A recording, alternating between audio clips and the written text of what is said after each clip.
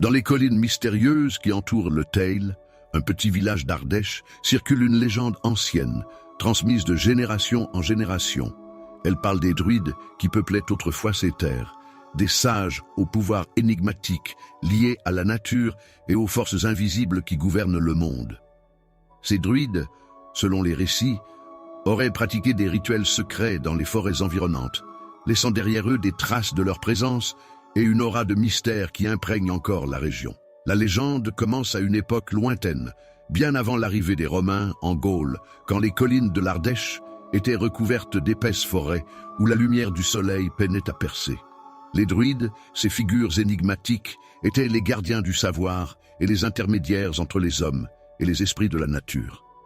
On raconte qu'ils avaient élu domicile près de Le Teil, dans un lieu caché, protégé par des arbres centenaires et des pierres sacrées disposées en cercle. Ce sanctuaire, invisible pour les non-initiés, aurait été un point de rencontre entre le monde des vivants et celui des esprits. Les récits des anciens évoquent des cérémonies nocturnes où les druides, vêtus de longues robes blanches, se rassemblaient sous la lumière de la lune. Ils chantaient des incantations dans une langue oubliée, invoquant les forces élémentaires pour demander des conseils ou offrir des bénédictions. Selon la légende, ces rituels avaient le pouvoir de guérir les malades, de prédire l'avenir et même de contrôler les éléments. On disait que les arbres eux-mêmes semblaient vibrer au son de leurs prières, comme s'ils répondaient à leur appel. Mais le pouvoir des druides ne se limitait pas à la magie bienveillante. Ils étaient aussi les gardiens de l'équilibre entre l'homme et la nature, et leur colère pouvait être terrible. Une histoire raconte qu'un chef de clan avide de conquête, ignorant les avertissements des druides, avait coupé un chêne sacré pour en faire des armes. Ce geste profanatoire aurait déclenché la colère des forces naturelles. Une tempête dévastatrice s'abattit sur ces terres, détruisant ses récoltes et forçant ses guerriers à abandonner leurs projets de guerre. Depuis, le chêne est resté un symbole sacré dans la région et les habitants respectent encore cette tradition en évitant de couper ces arbres sans raison. Un autre récit parle d'un jeune berger nommé Léo qui, par une nuit étoilée, aurait surpris un rassemblement de druides dans une clairière. Curieux et courageux, il s'approcha en silence pour mieux voir. Il décrivit des cercles de feu flottant au-dessus du sol et une lumière intense émanant des druides, comme s'ils étaient entourés d'une aura surnaturelle. Mais alors qu'il observait, l'un des druides se tourna brusquement vers lui, comme s'il avait senti sa présence. Pris de panique, Léo s'enfuit, mais il raconta ensuite qu'il avait entendu une voix résonner dans sa tête, lui ordonnant de garder le secret de ce qu'il avait vu. Effrayé, il respecta cet avertissement, et jusqu'à la fin de sa vie, il refusa de parler de cet épisode, sauf pour rappeler que les druides ne devaient pas être dérangés. Le mystère des druides ne s'arrête pas à leur rituel. On raconte qu'ils ont laissé derrière eux des artefacts imprégnés de magie. Les habitants de Le Teil parlent parfois de pierres étranges découvertes dans les collines, gravées de symboles incompréhensibles.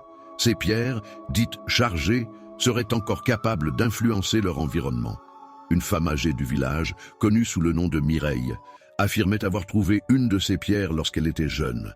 Elle prétendait que depuis, son jardin poussait mieux que tous les autres, même en période de sécheresse. D'autres racontent que toucher ces pierres sans précaution peut provoquer des rêves troublants ou des visions d'un autre monde. Le lieu le plus énigmatique associé aux druides reste le cercle de pierre qui serait dissimulé dans les forêts proches de Le Teil.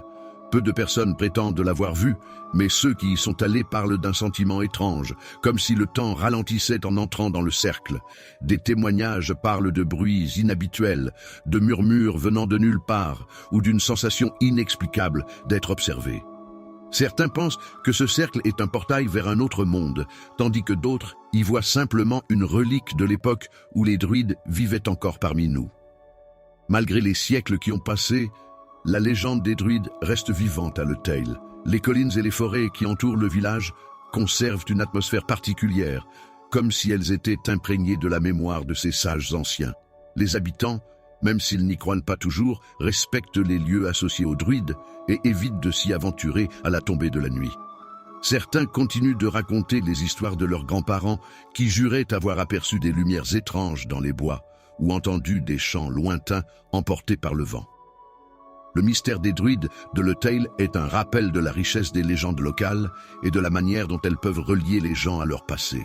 Qu'ils aient vraiment existé ou non, les druides restent une source d'inspiration et de fascination.